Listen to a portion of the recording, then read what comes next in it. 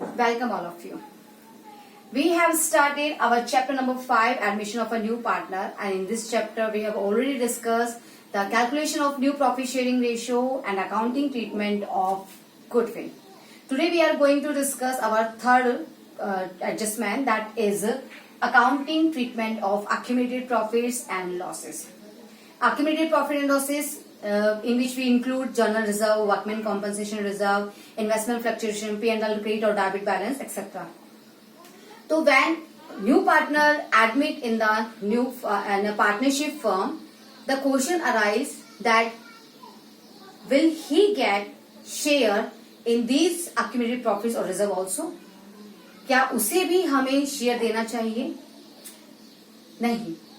Why? क्योंकि ये reserves और अक्यूमुलेटेड प्रॉफिट्स जो हैं ये ओल्ड पार्टनर ने न्यू पार्टनर को एडमिट करने से पहले ही क्रिएट कर लिए थे, तो ये उनके एफर्ट्स का रिजल्ट है, तो ये उन्हीं में डिस्ट्रीब्यूट किए जाने चाहिए. नए पार्टनर को इसमें कोई शेयर नहीं मिलना चाहिए.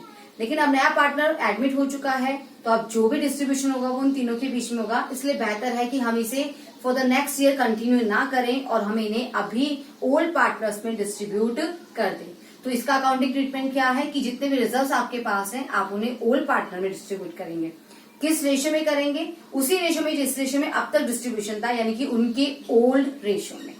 तो हमारी एंट्री होगी लाइक हमारे पास है general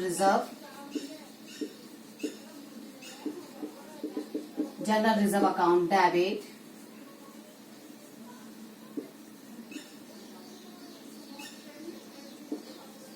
workman compensation reserve account debit,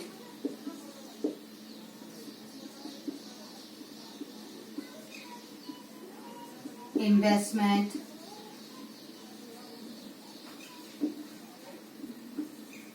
fluctuation reserve account debit. या प्रॉफिट एंड लॉस का अगर क्रेडिट बैलेंस है we showing profit to profit and loss account debit to old partners capital और current account, और distribution होगा in old profit sharing ratio. हम old profit sharing ratio में इन्हें डिस्ट्रीब्यूट करेंगे ओल्ड पार्टनर्स के कैपिटल अकाउंट में या करंट अकाउंट में.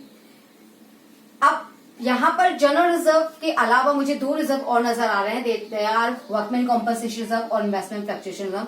तो in your previous class you have learn that what are reserves. Reserves they are the part of the profit which have been keep aside out of profit for unknown liability which can arise in the future, and you can not determine these liabilities accurately. किसी भी तरह की कोई भी liability जो आप नहीं जानते हैं इन फ्यूचर अराइज हो सकती है, उसके लिए हम जो प्रॉफिट का पार्ट अलग रख लेते हैं वो हमारे रिजर्व्स होते हैं. इनमें से इनको हम दो कैटेगरी में डिवाइड करते हैं, general reserve and specific reserve. General reserve जो जनरल पर्पज के लिए अवेलेबल, जिसे आप किसी भी पर्पज के लिए यूटिलाइज कर सकते हैं, but specific reserve which are created for a specific purpose only and which can be utilise for the purpose only. हमने किसी स्पेशल पर्पज को माइंड में रखकर इन रिजर्व को क्रिएट किया और हम केवल उन्हीं के लिए ही इनको यूज कर सकते हैं. Like workman compensation reserve is created to provide compensation claimed by the workers. आपकी किसी भी वर्कर के द्वारा अगर कोई क्लेम होता है, like during the working hours किसी भी वर्कर को अगर किसी तरह का कोई एक्सीडेंट होता है तो वो आपसे क्लेम कर सकता है, और उस क्लेम के लिए हमने कौन सा रिजर्व बना रखा है? Workman compensation reserve. इसी तरह से इन्वेस्टमेंट फ्लक्चुएशन रिजर्व, हम अपने फर्म के अंदर इन्वेस्टमेंट परचेज करते हैं. जब हम इन्वेस्टमेंट परचेज करते हैं तो उन इन्वेस्टमेंट की मार्केट प्राइस फ्लक्चुएट होती रहती है, अप एंड डाउन उसमें आते रहते हैं. अगर मार्केट प्राइस इंक्रीज होती है तो हमें प्रॉफिट होता है, बट अगर मार्केट प्राइस डिक्रीज हो जाती है तो हमें लॉस हो सकता है. लाइक मैंने किसी कंपनी के शेयर्स में इन्वेस्टमेंट कर रखा है 1 लाख का. अब अगर मेरे शेयर्स की प्राइस 1 लाख से इंक्रीज होकर 1,50,000 हो जाती है तो मुझे 50,000 का प्रॉफिट है. लेकिन अगर मेरे शेयर की प्राइस 1 लाख से रिड्यूस हो जाती है, 90,000 रह गई, तो मुझे 10,000 का लॉस है. इस लॉस के लिए मैंने कौन सा रिजर्व बना रखा है? Investment fluctuation reserve. तो इन रिजर्व्स को आप पहले उस पर्पस के लिए यूटिलाइज करेंगे, उसके बाद पार्टनर में डिस्ट्रीब्यूट करेंगे। तो पहले हम देख लेंगे कि इन रिजर्व के अगेंस्ट कोई लायबिलिटी तो नहीं है। अगर इन रिजर्व के अगेंस्ट लायबिलिटी है तो पहले हम वो लायबिलिटी लेंगे, उसके बाद ही हम ओल्ड पार्टनर्स में इसको डिस्ट्रीब्यूट करेंगे। P&L जिसका डेबिट बैलेंस भी हो सकता है, क्रेडिट बैलेंस भी हो सकता है। अगर P&L का क्रेडिट बैलेंस है तो आपको प्रॉफिट है, आप इस प्रॉफिट को ओल्ड पार्टनर में डिस्ट्रीब्यूट कर सकते हैं। लेकिन अगर P&L का डेबिट बैलेंस है, यानी कि आप लॉस में हैं, तो ऐसे में P&L का डेबिट बैलेंस आपकी पार्टनर्स की कैपिटल अकाउंट में डेबिट किया जाएगा। तो यहां मेरी एंट्री हो जाएगी पार्टनर्स कैपिटल और current account debit to P&L का अगर डेबिट बैलेंस है तो मैं कर दूंगी टू P&L। इसी तरीके से मेरे पास में हो सकते हैं advertisement suspense to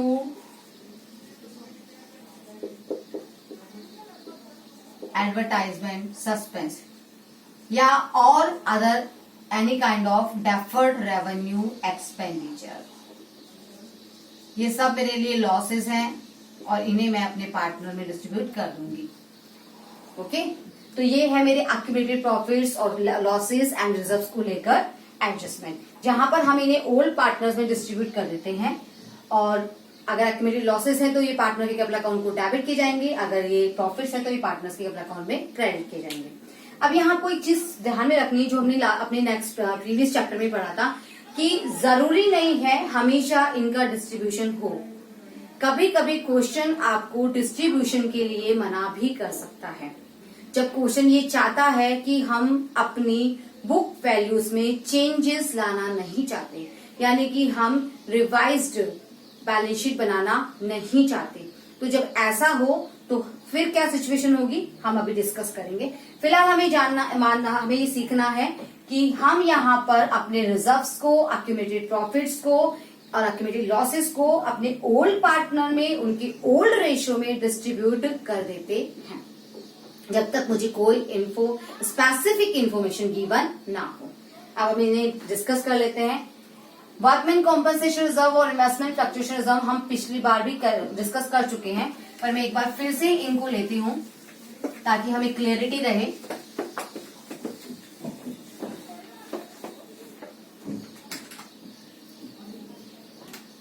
for example A and B 2:3।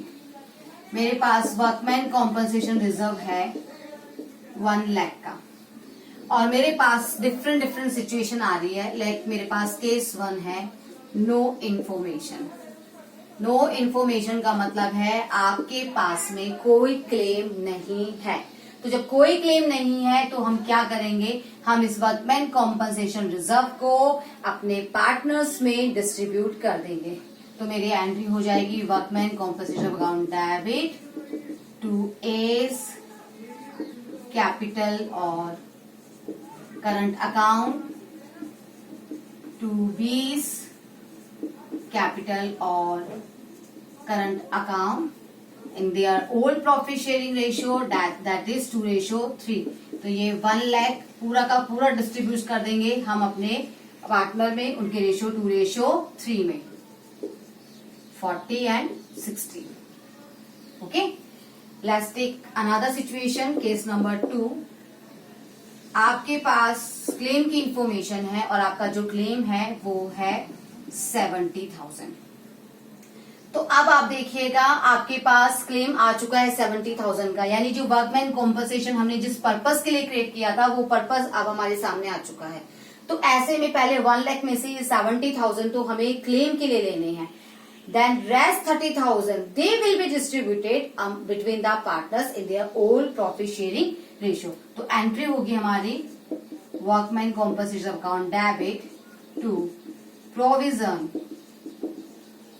for workman compensation claim to a capital or current account to B's capital और current account। अब वर्कमैन कॉम्पनसेशन रिजर्व है मेरे पास में 1 लाख का, उसमें से 70,000 हमने क्लेम के लिए ले लिए, रेस्ट 30,000 हमें इन दोनों के बीच में डिस्ट्रीब्यूट करने हैं। किस रेशो में? 2:3 में, in their old profit sharing ratio. तो हमारे पास में आ गया है 12,000 and 18,000। Now let's take another case number 3। इस बार मेरे पास क्लेम है 1 लाख का। आपके पास 1 लाख का क्लेम आया which is equal to your reserve, यानी रिजर्व का जितना अमाउंट है उतना पूरा का पूरा अमाउंट क्लेम में जाने वाला है। Then there is now no amount left for the old partners. तो यहाँ पे कोई डिस्ट्रीब्यूशन नहीं होगा क्योंकि आपका पूरा रिजर्व यूटिलाइज हो रहा है क्लेम प्रोवाइड करने में। Workman compensation account debit to provision for workman compensation claim. 1 lakh पूरा का पूरा चला गया। अब हमारे पास पार्टनर को देने के लिए कुछ नहीं है।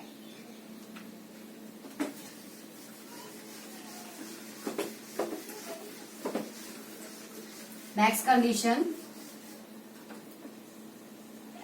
केस 4। इस बार मेरे पास जो क्लेम है वो more than workman compensation reserve है, यानी मेरे पास है क्लेम 1,20,000 का। अब यहाँ आप देखिए, आपके पास क्लेम 1,20,000 का आ गया है, आपके पास रिजर्व में सिर्फ 1 लाख रखे हैं, तो 1,20,000 में से 1 लाख का अरेंजमेंट तो है, रेस्ट 20,000 का क्या होगा?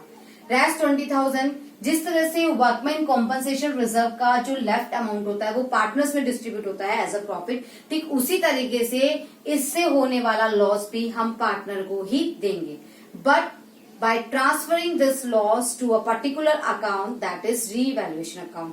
क्योंकि हमने revaluation account में सीखा था कि किसी भी assets और liabilities से होने वाला प्रॉफिट और लॉस जो है वो revaluation में डिस्ट्रीब्यूट किया जाता है। वर्कमैन कॉम्पनसेशन रिजर्व में हमें प्रॉफिट तो हो नहीं सकता, क्योंकि ये तो हो नहीं सकता कि हमने रिजर्व बनाया 1 लाख का और कोई वर्कर खुद कहे आके कि मैं आपको क्लेम दे रहा हूँ, ये तो पॉसिबल नहीं है। तो यहाँ पर क्या होगा, यहाँ पर क्लेम का अमाउंट कम रह जाता है, तो हमारे पास रिजर्व में जो अमाउंट बचता है हम उसे डिस्ट्रीब्यूट करते हैं। वो कोई प्रॉफिट नहीं है, वो रिजर्व का बचा हुआ अमाउंट डिस्ट्रीब्यूट हमने किया, बट यहाँ पर हमारा रिजर्व ही कम पड़ गया है और 20,000 हमें उसे और देने हैं। अभी 20,000 कौन देगा? पार्टनर देंगे, ओल्ड पार्टनर्स देंगे, क्योंकि न्यू पार्टनर का इसमें कोई भी शेयर नहीं हो सकता। तो ओल्ड पार्टनर प्रोवाइड करेंगे, लेकिन पहले इसे हम रीवैल्यूएशन में ट्रांसफर करेंगे। तो हमारी एंट्री होगी workman compensation account debit revaluation account debit to provision for workman compensation claim. हमारे पास रिजर्व है 1 लाख का, बट हमें क्लेम प्रोवाइड करना पड़ रहा है 1,20,000 का। तो ये जो 20,000 का अमाउंट है ये हम रीवैल्यूएशन में ले जाएंगे। अब रीवैल्यूएशन का लॉस कहाँ ट्रांसफर होता है? पार्टनर्स कैपिटल अकाउंट में। तो हमारी एंट्री हो जाएगी, लॉस डिस्ट्रीब्यूट कर रहे हैं तो हम पार्टनर के कैपिटल अकाउंट को या करंट अकाउंट को डेबिट करेंगे। अकाउंट डेबिट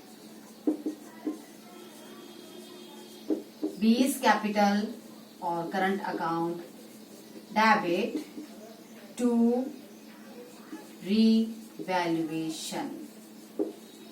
अब हमारे पास 20,000 का लॉस है जिसे हम पार्टनर्स में डिस्ट्रीब्यूट कर देंगे उनके रेशो 2:3 में। 8,000 इसका शेयर रहेगा लॉस में और 12,000 इसका रहेगा। ओके, ये थी हमारी वर्कमैन कॉम्पनसेशन क्लेम को लेकर। तो आपको वर्कमैन कॉम्पनसेशन को डिस्ट्रीब्यूट करने से पहले हमेशा चेक कर लेना है कि इसके अगेंस्ट कोई लायबिलिटी तो नहीं है। अगर कोई लायबिलिटी नहीं है हम पूरा रिजल्ट डिस्ट्रीब्यूट कर सकते हैं। लायबिलिटी है तो उसका अरेंजमेंट करने के बाद ही डिस्ट्रीब्यूशन की बात आती है। इन सेम वे हमारा नेक्स्ट रिजर्व है वो है investment fluctuation reserve. Investment fluctuation reserve जो मैंने इन्वेस्टमेंट से होने वाले लॉस के लिए बनाया है। मेरे पास 50,000 का इन्वेस्टमेंट फ्लक्चुएशन रिजर्व है। मेरे पास जो इन्वेस्टमेंट है बुक वैल्यू पे वो है मेरे पास 1 लाख की। ओके, अब क्वेश्चन मुझे मार्केट प्राइस प्रोवाइड करेगा, उस मार्केट प्राइस के अकॉर्डिंग मुझे डिसाइड करना है कि क्या कोई लायबिलिटी है मेरे इस रिजर्व के अगेंस्ट। लाइक फर्स्ट कंडीशन हम लेते हैं, आपकी इन्वेस्टमेंट की मार्केट प्राइस है 1 लाख। ओके, चलिए पहले ये ना लेके मैं लिखती हूं no information. No information, no information का मतलब है कि आपकी मार्केट प्राइस उतनी ही माननी है जितनी की आपकी बुक वैल्यू है। 1 लाख की इन्वेस्टमेंट अभी भी 1 लाख पे है, या फिर क्वेश्चन ने मुझे प्रोवाइड कर दिया है कि जो मार्केट प्राइस है वो 1 लाख है। इन दोनों कंडीशन में मेरे इन्वेस्टमेंट की प्राइस में कोई चेंज नहीं आया है, तो ऐसे में इन्वेस्टमेंट फ्लक्चुएशन रिजर्व के अगेंस्ट मेरे पास कोई लायबिलिटी नहीं है। तो मैं इसे पूरा का पूरा अपने ओल्ड पार्टनर्स में उनके कैपिटल या फिर करंट अकाउंट में उनकी ओल्ड प्रॉफिट शेयरिंग रेशियो में डिस्ट्रीब्यूट कर दूंगी। Ratio is 2:3, amount is 50,000, 20,000 and 30,000। Okay, next condition, this time my market price is 80,000। आपकी मार्केट प्राइस 80,000 है, इन्वेस्टमेंट कितने के हैं 1 लाख के, करंट प्राइस कितनी है 80,000। इसका मतलब आपको आपके इन्वेस्टमेंट पर 20,000 का लॉस है, और इस 20,000 की लॉस के लिए हमने क्या बना रखा है, इन्वेस्टमेंट फ्लक्चुएशन रिजर्व। तो इस बार आपका इन्वेस्टमेंट फ्लक्चुएशन रिजर्व पूरा का पूरा आपके पार्टनर्स के लिए अवेलेबल नहीं है। 50 में से पहले 20,000 हम उस लॉस के लिए लेंगे, देन रेस्ट अमाउंट हम पार्टनर में डिस्ट्रीब्यूट करेंगे। Investment fluctuation reserve account debit to investments. मेरे पास 50,000 का है, बट मुझे 1 लाख की 1 लाख की इन्वेस्टमेंट 80,000 रहने की वजह से 20,000 का जो लॉस है वो मैं इसमें से कवर करूंगी। अब रेस्ट 30,000 जो है वो मैं ए और बी में डिस्ट्रीब्यूट कर दूंगी, to A and to B.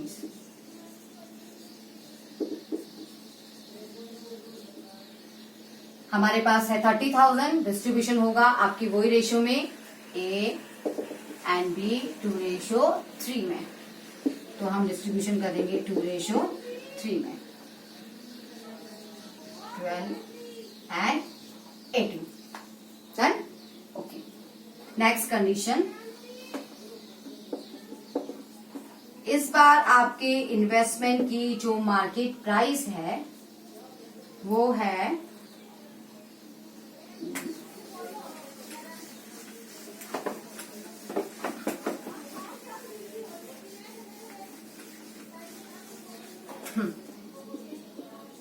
इस बार आपकी मार्केट प्राइस जो है इन्वेस्टमेंट की वो है 30,000, यानी कि आपको अपने इन्वेस्टमेंट पे पूरे 70,000 का लॉस है। आपका लॉस कितने का है 70,000 का, बट आपके पास इस लॉस को कवर करने के लिए रिजर्व में कितने पैसे हैं, ओनली 50,000। मतलब आपका रिजर्व कम रह गया है और आपका लॉस ज्यादा आ गया है। तो आपको क्या करना है, वैसे ही करना है जैसे हमने वर्कमैन कॉम्पनसेशन में किया। उस लॉस की अमाउंट को हम रिवैल्यूएशन में ट्रांसफर करेंगे और then revaluation will be distributed between all partners. तो हम एंट्री करते हैं investment fluctuation reserve account debit to investment. Okay, reserve में है 50,000, लॉस के लिए चाहिए 70,000, तो रेस्ट 20,000 रीवैल्यूएशन में ट्रांसफर कर दिए जाएंगे। ओके, अब इस रीवैल्यूएशन को इमीडिएटली मैं अपने ओल्ड पार्टनर्स में डिस्ट्रीब्यूट कर दूंगी, तो इनकी कैपिटल डेबिट हो जाएगी, कैपिटल और करंट अकाउंट डेबिट, 20 कैपिटल और current account debit to revaluation. कितना अमाउंट हमें डिस्ट्रीब्यूट करना है, लॉस है 20,000 का, रेशो वही रहेगा आपका old profit sharing ratio 2:3, 8 and 12,000. Done. Next condition, this time मेरी मार्केट प्राइस जो है वो है 1,20,000, यानी कि मेरे इन्वेस्टमेंट 1 लाख से 1,20,000 के हो गए और इस बार मुझे प्रॉफिट हो रहा है उनके ऊपर 20,000 का, which means there is no liability against your investment fluctuation reserve. हमें इस रिजर्व से कोई मनी निकालने की रिक्वायरमेंट ही नहीं है, क्योंकि वो लॉस के लिए, लॉस को कवर करने के लिए बना और हमें लॉस हुआ ही नहीं, हमें तो प्रॉफिट है.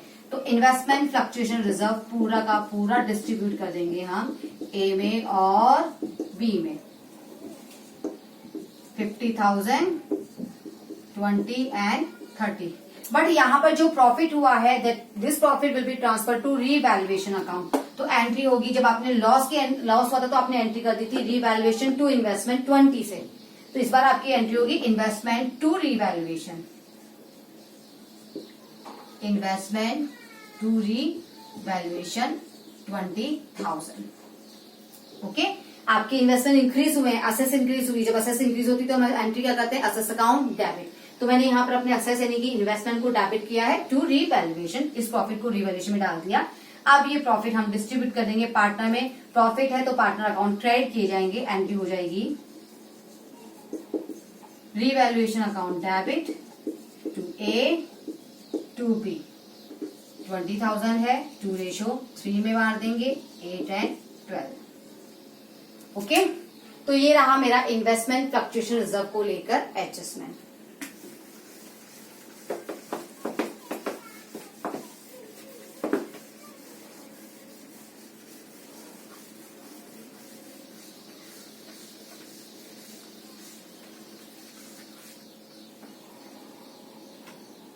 ओके, अब हमने general reserve, workman compensation reserve और इन्वेस्टमेंट फ्लक्चुएशन रिजर्व से लेकर सारे एडजस्टमेंट सीख लिए हैं. और हमने सीखा है कि they will be distributed among old partners in their old profit sharing ratio. But कभी कभी समटाइम्स क्वेश्चन मुझे क्या देता है कि partner want to show the net effect but they do not want to affect their book value.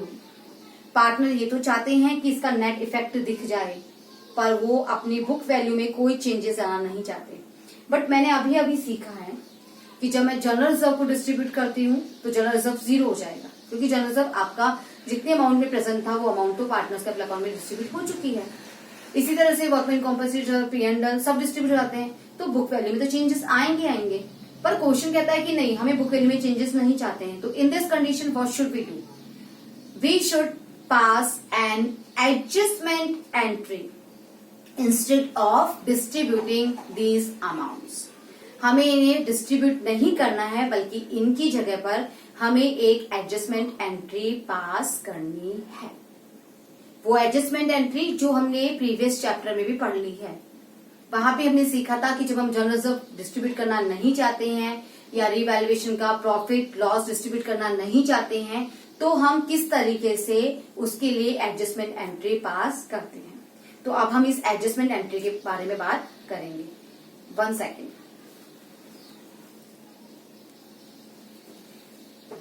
Yes, adjustment entry सीखने से पहले हम बात कर लेते हैं अपने रीवैल्यूएशन अकाउंट को लेकर.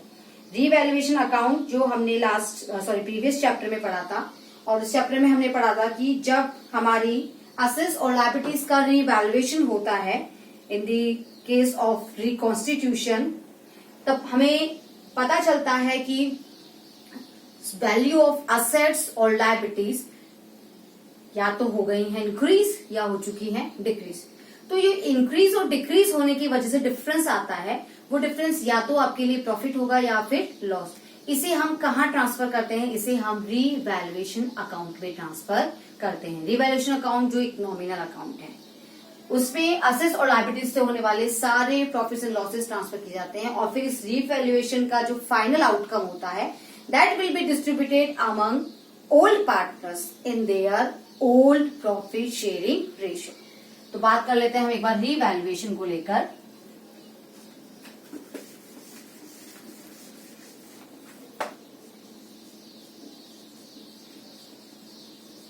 Revaluation account. ओके, सबसे पहले हम इसकी एंट्रीज की बात कर लेते हैं। हमारे पास होती है एसेट्स और होती हैं लायबिलिटीज, जिनका हम रीवैल्यूएशन करते हैं। एसेट्स और लायबिलिटीज इंक्रीज भी हो सकती हैं और डिक्रीज भी हो सकती हैं। अगर एसेट्स इंक्रीज हो जाती हैं तो हमेशा हमारी एंट्री होती है asset account debit, asset account debit. तो इस इंक्रीज से होने वाला प्रॉफिट जाएगा टू रीवैल्यूएशन। फॉर एग्जाम्पल, आपके पास बिल्डिंग है और ये बिल्डिंग जो है ये 1 लाख की है, बट इसकी अब जो मार्केट प्राइस है वो 1,30,000 है। तो ये 30,000 का जो इंक्रीज हुआ है, इस 30,000 से जो आपकी असेट्स इंक्रीज हुई है, ये 30,000 हम यहां लेकर जाएंगे। बट अगर लायबिलिटीज इंक्रीज होती है तो आप लॉस की कंडीशन में हो, ऐसे में आपको करना है रीवैल्यूएशन डेबिट टू आपकी जो भी लायबिलिटीज है। फॉर एग्जाम्पल, आपके क्रेडिटर्स हैं वो 20 के थे, बट अब 25 के हो गए हैं। करंट वैल्यू कितनी हो गई? 25। तो आपको यहाँ पे 5,000 के आपके क्रेडिटर्स इंक्रीज हो गए हैं, तो हम अपने 5,000 से एंट्री करेंगे। वैसे भी आपको ध्यान रखना है हमेशा कि एसेट्स का कौन सा बैलेंस होता है? डेबिट। लायबिलिटीज का कौन सा होता है? क्रेडिट। जब भी एसेट्स इंक्रीज होती है एसेट्स अकाउंट डेबिट, जब भी लायबिलिटीज इंक्रीज होती है लायबिलिटीज अकाउंट क्रेडिट। तो हमने यहाँ लायबिलिटी क्रेडिट कर दिया है 5,000 से। आप ध्यान दीजिएगा, यहाँ पर रीवैल्यूएशन में हमें ओल्ड अमाउंट नहीं शो करना है, हमें न्यू अमाउंट शो नहीं करना है। ना ओल्ड करते ना न्यू, इनका डिफरेंस जो बताता है कितने जो इंक्रीज अमाउंट है, जितना इंक्रीज हुआ है, जितना डिक्रीज हुआ है, हम वो यहाँ ट्रांसफर करते हैं। नेक्स्ट, अगर आपकी एसेट्स और लायबिलिटी डिक्रीज हो जाती है, एसेट्स डिक्रीज होने का मतलब है आपकी एसेट्स कम हो गई यानी कि क्रेडिट, तो हमें लॉस हो गया, हम एंट्री करेंगे रीवैल्यूएशन अकाउंट डेबिट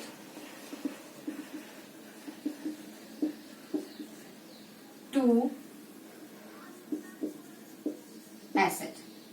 लाइक आपकी यही बिल्डिंग अब जो इसकी करंट मार्केट प्राइस है वो 1 लाख की जगह रह गई है 90,000। तो यहाँ पर आपका 10,000 का लॉस है, जिसे हम ट्रांसफर कर देंगे अपने रीवैल्यूएशन अकाउंट में। ऐसे ही लायबिलिटीज अगर डिक्रीज होती है तो हमें प्रॉफिट है, हमें कम पेमेंट करना पड़ेगा, तो ये हमारे लिए क्या बन गया है? ये हमारे लिए प्रॉफिट बन गया है। हमारी एंट्री होगी liability account debit to revaluation. Like यही क्रेडिटर्स अब 25 की जगह आपके 14,000 रह गए हैं, तो ये 6,000 का अमाउंट जो है हम रीवैल्यूएशन में ट्रांसफर कर देते हैं। ओके, कई बार हमारे पास किसी तरह की अनरिकॉर्डेड एसेट्स या अनरिकॉर्डेड लायबिलिटी भी रहती है, अनरिकॉर्डेड जो हमने पहले रिकॉर्ड नहीं कर रखी थी। तो अनरिकॉर्डेड एसेट्स आने का मतलब कोई एसेट्स थी जिसे हमने रिकॉर्ड नहीं किया था, तो एसेट्स इंक्रीज हो रही है, एंट्री वही होगी assets account debit to revaluation. Unrecorded liability है यानी लायबिलिटी हम पहले रिकॉर्ड नहीं किया था, लायबिलिटी इंक्रीज हो गई है, एंट्री जाएगी revaluation account debit to liability. तो इस तरीके से in this way we pass our journal entries and with the help of these journal entry we will prepare our revaluation account to find out the final outcome. It means profit or loss on the revaluation. Account बनाकर हम profit और loss calculate कर लेंगे and this profit और loss will be transfer to partners capital और current account in their old profit sharing ratio. तो इसकी entry क्या होगी?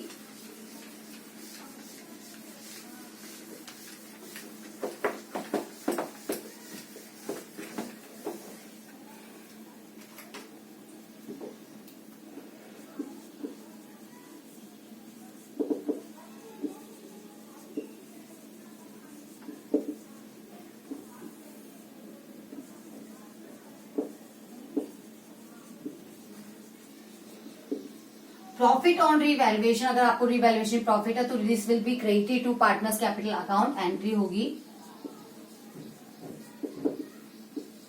Revaluation account debit to old partners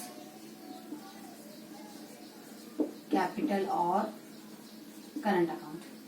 लेकिन अगर लॉस ऑन रीवैल्यूएशन है then partner account will be debited. Entry होगी all partners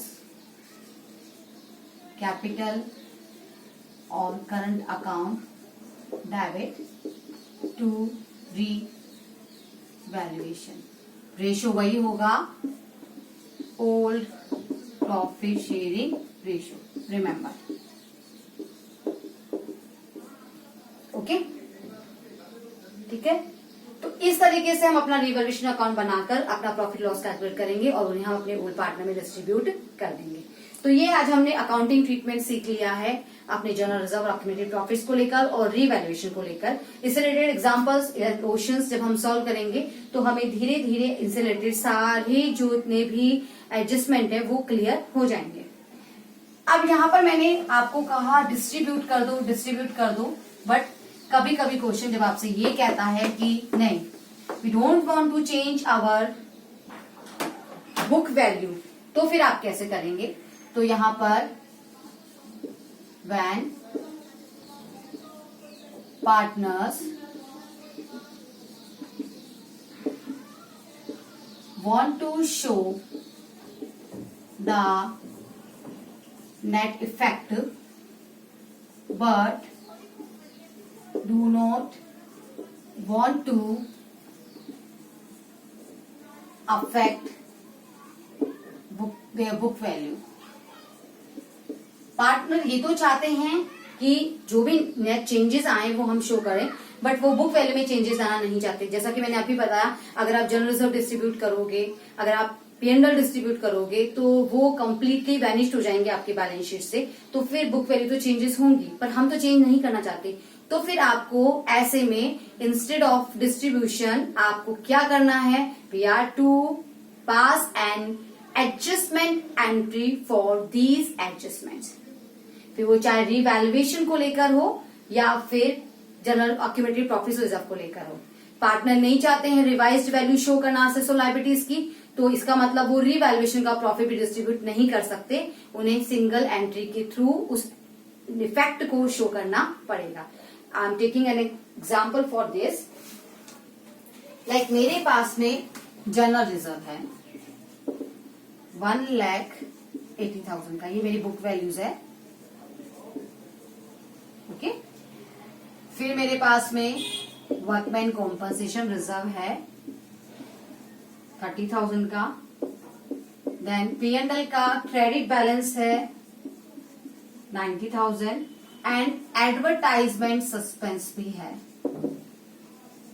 advertisement suspense जो डेबिट होता है ऑलवेज 1,20,000.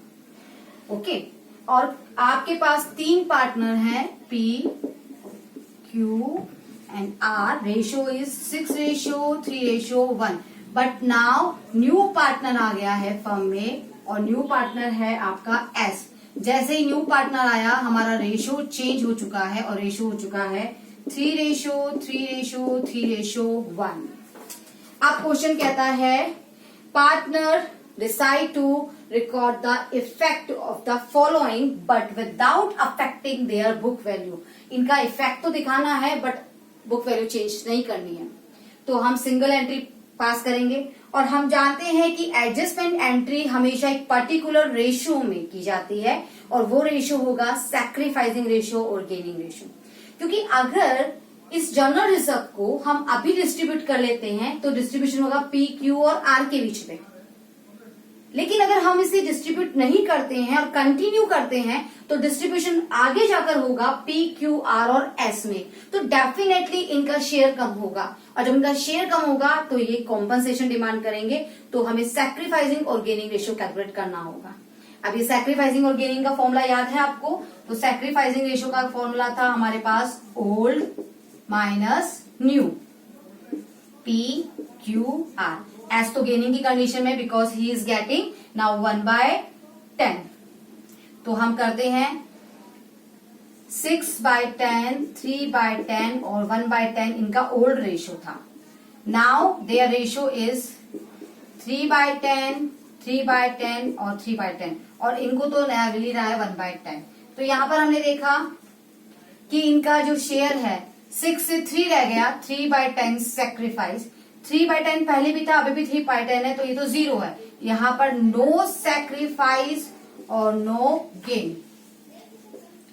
1/10 से 3/10, ये पहले 1/10 था, अब 3/10 हो गया, तो यहां तो इनको 2/10 का गेन हो रहा है, और एस तो ऑलरेडी 1/10 से गेन कर रहे हैं। तो देखिए हमारा गेनिंग पार्ट कितना है 3/10, और हमारा सैक्रिफाइस भी कितना है 3/10। ओके, अब यहां पर हमने देखा कि सिर्फ पी सैक्रिफाइस कर रहा है, क्यू ना तो सैक्रिफाइस कर रहा है ना गेन कर रहा है। पी को हम कॉम्पनसेशन देंगे, बट क्यू को हम कुछ नहीं देने वाले, क्योंकि सिर्फ और सिर्फ सैक्रिफाइसिंग पार्टनर को ही हम देते हैं। आर और एस दोनों गेनिंग पार्टनर हैं, तो they will provide the compensation amount to P. जिसको कॉम्पनसेशन मिलता है उसके कैपिटल अकाउंट को क्रेडिट करेंगे, और जो देने वाला है उसके कैपिटल अकाउंट को डेबिट करेंगे। तो एंट्री क्या हुई, gaining partners capital account debit to sacrificing partner capital. हमारी एंट्री हो जाएगी, ओके, आर्स कैपिटल और करंट, एस कैपिटल और करंट टू पीस कैपिटल और करंट। ओके, अब ये आपको अमाउंट प्रोवाइड करना है अपने नेट इफेक्ट के थ्रू।